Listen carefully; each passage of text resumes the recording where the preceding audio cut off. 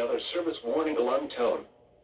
During potentially dangerous weather situations, specially equipped receivers are automatically activated to warn of the impending hazard.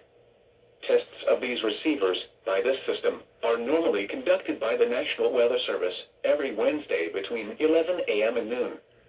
When there is the threat of, or existing severe weather in the area on Wednesday, the test is postponed until the next available good weather day. The warning alarm, transmitted over National Weather Service radio stations in North Central and Northeast Illinois, will be activated for watches and/or warnings, affecting all counties in North Central and Northeast Illinois, as well as counties in far northwest Indiana. Reception of this broadcast and the alarm tone will vary at any given location.